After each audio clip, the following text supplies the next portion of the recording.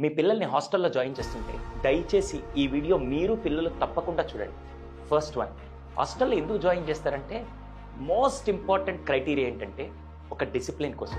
మన ఇంట్లో ఉంటే మనందరికీ తెలుసు, వాడిని త్వరగా లేవమన్నా పాపని లేవమన్నా వాళ్ళు లేవరు.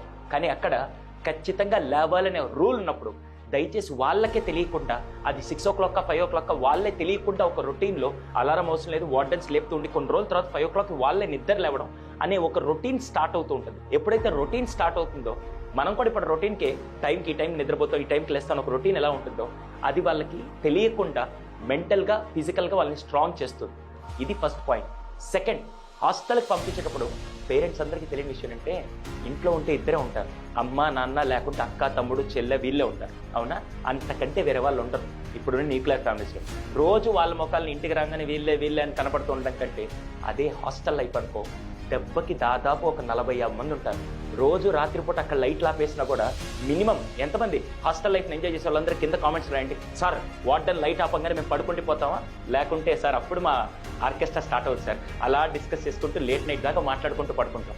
అక్కడ ఫ్రెండ్స్ అండ్ నెట్వర్కింగ్ చాలా బాగుంటుంది. నువ్వు ఎక్కడో కర్నూలు నుంచి జాయిన్ అయి ఉంటావు, ఇంకో పర్సన్ నంద్యాల నుంచి, ఇంకో పర్సన్ నెల్లూరు నుంచి, తిరుపతి నుంచి, వివిధ రకాల ప్లేసెస్ నుంచి వస్తే నీకు ఒక నెట్వర్కింగ్ గ్రూప్ ఆఫ్ ఫ్రెండ్స్ తయారవుతారు.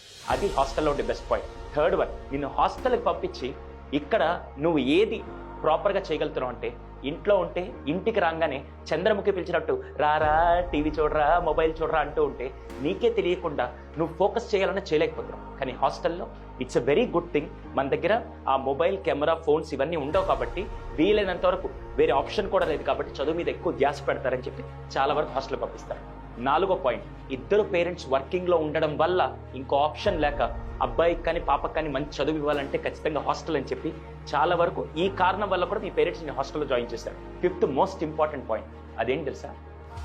నువ్వు రోజు తిట్టించుకుంటూ బతుకుతావా లేకుంటే అప్పుడప్పుడు కింగ్ లాగా బతుకుతావా?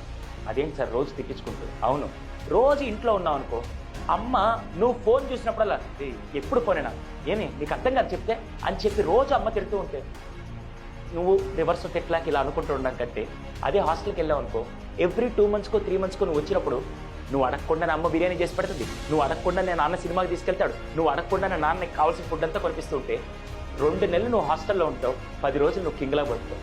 అలా అప్పుడప్పుడు వచ్చే ఆ లవ్ కూడా చాలా బాగుంటుంది. ఇది కూడా మీకు హాస్టల్ లైఫ్ చాలా డిఫరెంట్గా బాగుంటుంది. అంటే నేను ఇప్పుడు హాస్టల్ లైఫ్ని ఎంకరేజ్ చేస్తూ కాదు, ఎవరైతే ఇప్పుడు స్కూల్ స్టార్ట్ అయ్యి హాస్టల్కి వెళ్తున్నారో దయచేసి గో విత్ పాజిటివ్ మైండ్. అంతేగాని అదేదో మిమ్మల్ని జైల్లోకి వెళ్తున్నట్టు మా అమ్మ నన్ను అక్కడ బాగా ఎంజాయ్ చేస్తారు సార్ అని అనుకోకుండా just go and develop a positive attitude. అక్కడికి వెళ్ళిన తర్వాత ఇంకా అక్కడ కల్చరల్ యాక్టివిటీస్ మీకు ఎక్కువ టైం దొరుకుతుంది మీ మీద మీరు సెల్ఫ్ ఫోకస్ చేయడానికి. అదే చాలా వరకు ట్రావెలింగ్ టైంలో పోవడం, ఇంటికి వచ్చాక టైం వేస్ట్ చేసుకునే పనులు అక్కడ అలాంటివన్నీ ఉండవు. కాబట్టి దయచేసి హాస్టల్లో జాయిన్ అయ్యే పిల్లలందరూ ఇవన్నీ మైండ్ సెట్ మైండ్లో పెట్టుకొని just give a best for your next academic year.